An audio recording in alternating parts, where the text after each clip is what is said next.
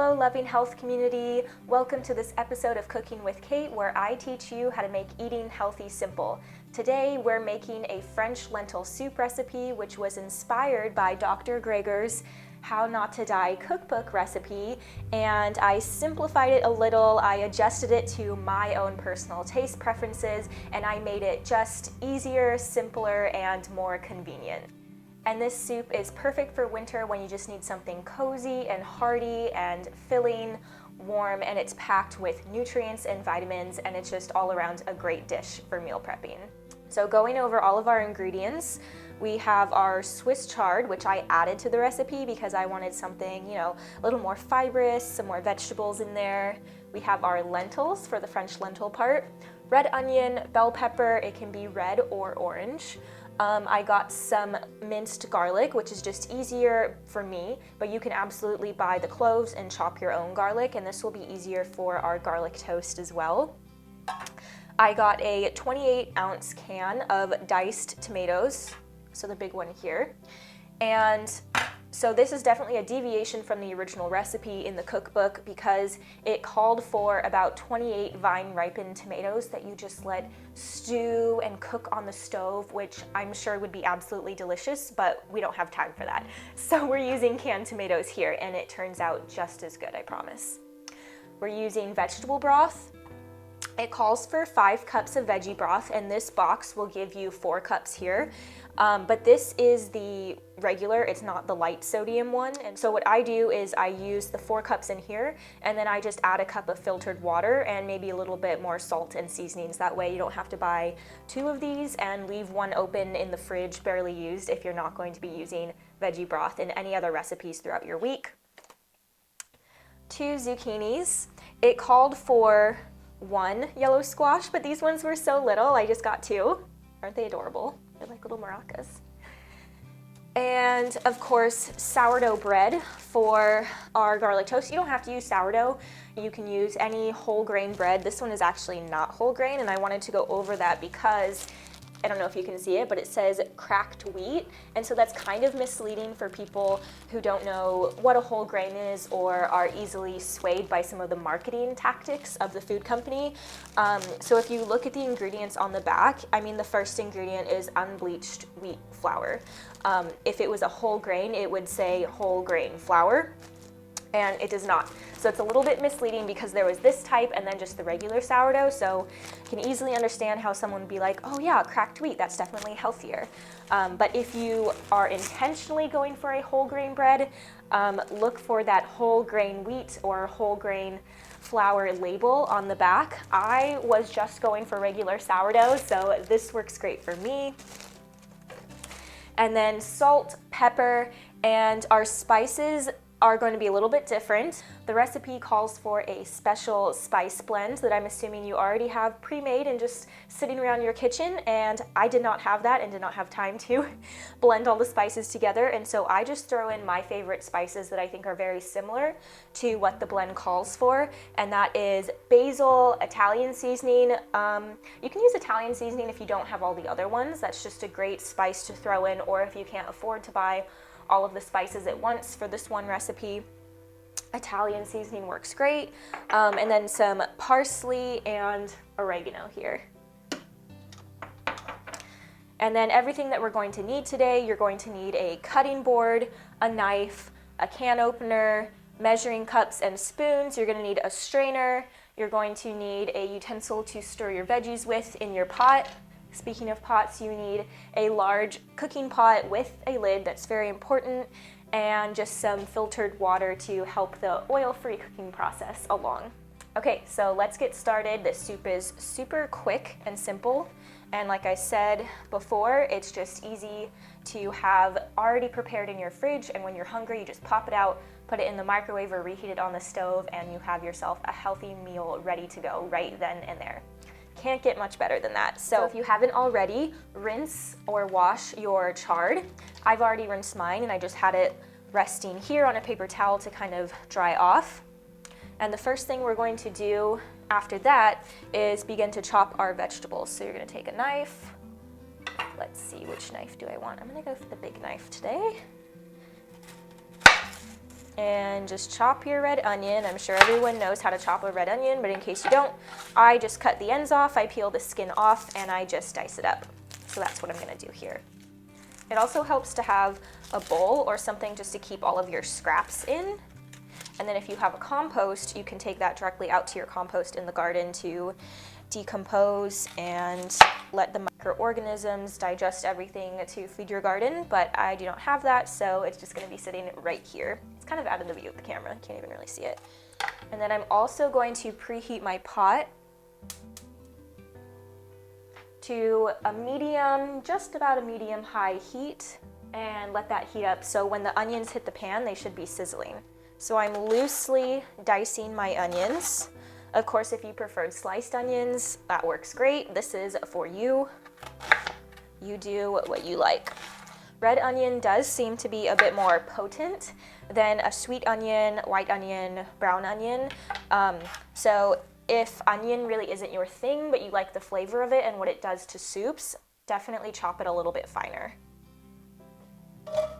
So I am adding all of the onion in dry. I haven't added any water to the pot yet, and we're just gonna let that sweat out. Some water will come out of the onions and help the process along so it doesn't stick to the pan, and then as it gets a little bit drier, you can add your water in. So next, I just rinsed my bell pepper and I'm gonna chop it up. Make sure you dry off your hands before you try to cut your veggies. I try to cut all the time with wet hands and it never works out well. End up slipping. So just cut around the seeds, not like me, not right through them. They'll be easier to pull out. So yeah, I just cut around the perimeter of the stem. And most of the time, I can pull out this little chunk here and I don't get seeds everywhere and have to clean them out of the bell pepper. Just a couple today. I am also going to be dicing the bell pepper. If you like slices, like fajitas, you can do that. Okay, so I've chopped up the bell pepper, gonna check on my onion over here. And it's sweating out a little bit.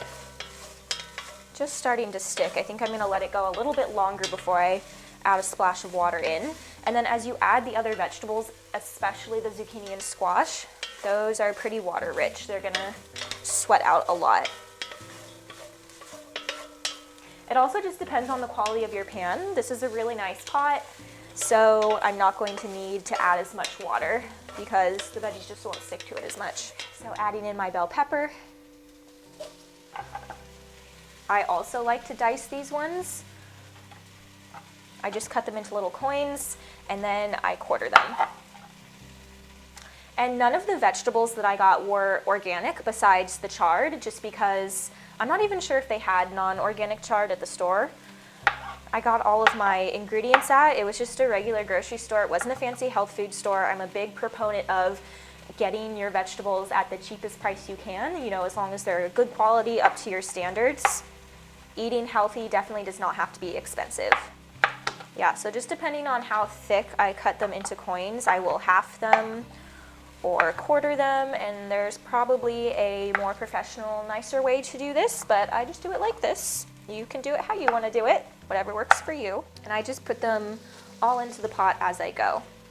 And the goal is to get all of the vegetables cooked through, a little bit translucent for the onions, but nice and caramelized.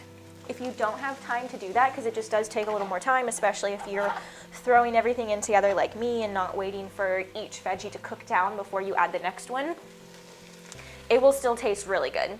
I did not let everything caramelize the first time I made it, and the flavor was incredible. I'm assuming that if you let everything really cook down and caramelize, it will be an even deeper flavor profile, but you know, we're going for convenience here.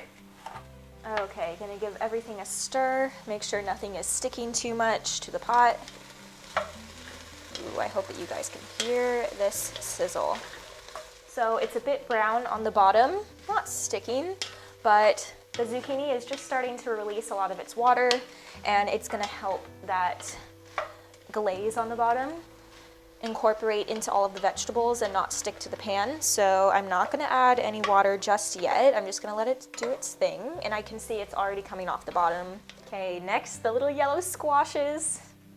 They're just so cute and little. I don't know why that makes me happy.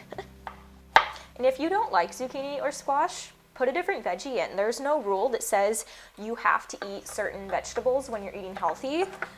I know that's kind of a big thing in the plant-based or eating healthy community online, is that a lot of gurus or people like to say you have to have a variety or you have to have this specific vegetable in order to be healthy. And yes, the vegetables they're recommending or foods they're recommending are probably very healthy for you, but you don't have to have that specific one thing in order to be healthy. And I think that deters a lot of people from testing out the lifestyle or the diet, because say chard, for example, so dark leafy green, it's like, you know, the representation of health.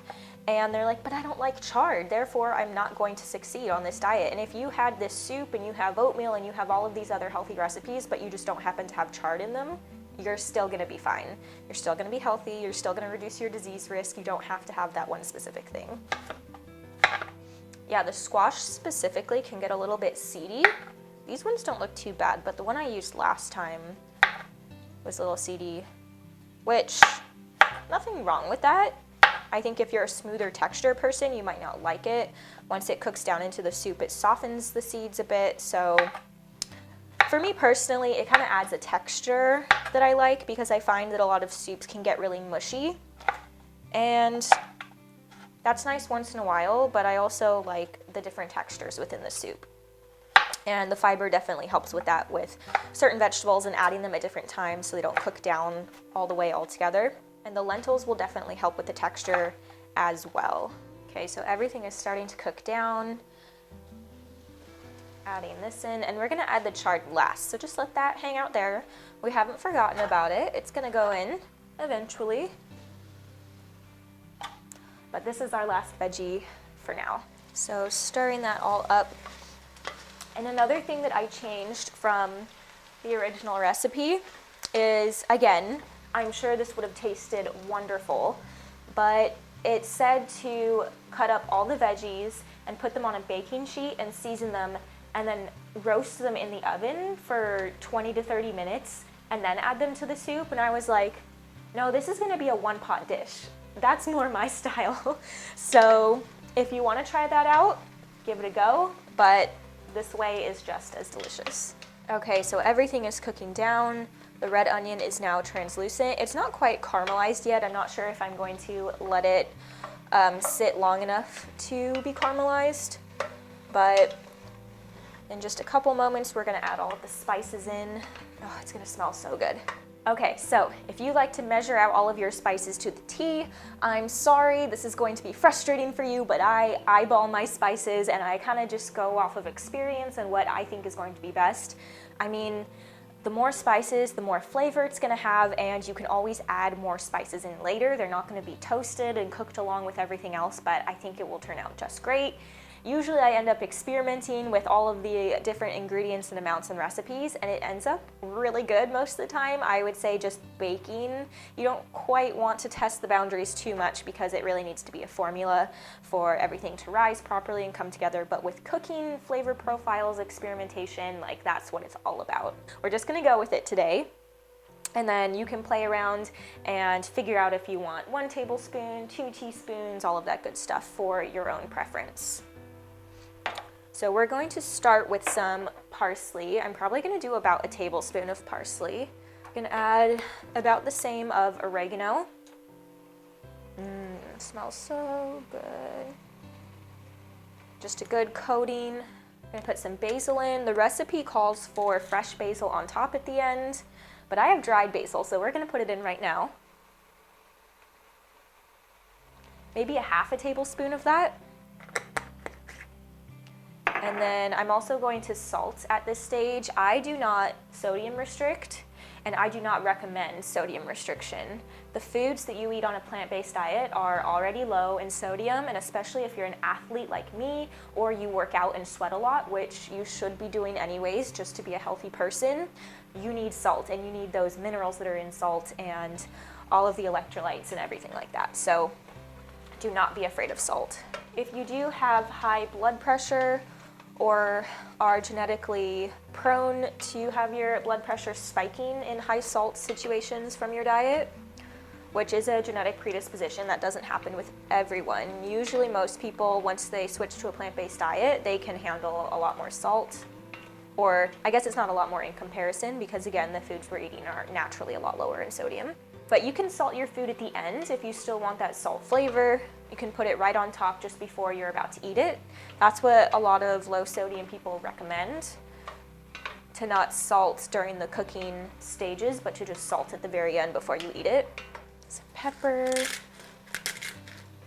And I'm not a spicy person. I'm a wimp when it comes to spice, so we'll be careful on that. But if you do like spice, feel free to add some cayenne pepper. That's the one I was thinking of. So again, mixing all of this in.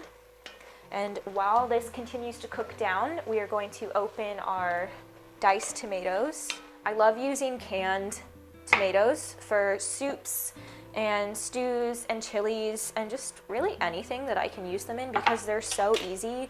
I usually have them on hand in my kitchen, and you can buy them in bulk and just keep them in your pantry until you need them. And they're kind of a staple that you don't know what to make. Okay, let's do a base of tomatoes or tomato sauce or something like that.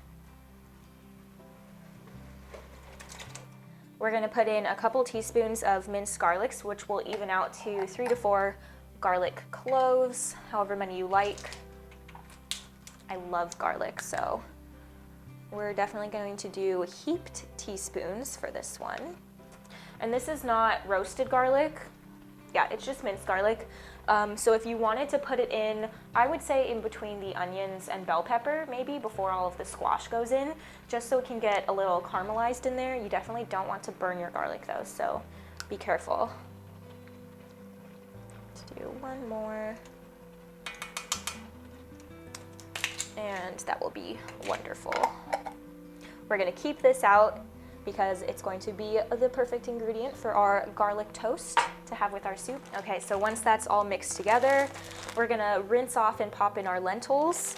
So I think this is why people think that it's expensive to eat healthy, is because you go to a health food store and the lentils are like $6. And lentils are so cheap. Like this bag was only maybe $1, sometimes they're 99 cents, but if you bought them in bulk, you could probably get a ginormous bag for $5, which is what you would pay for like this size bag at a fancy health food store. So you're just not going to the right stores.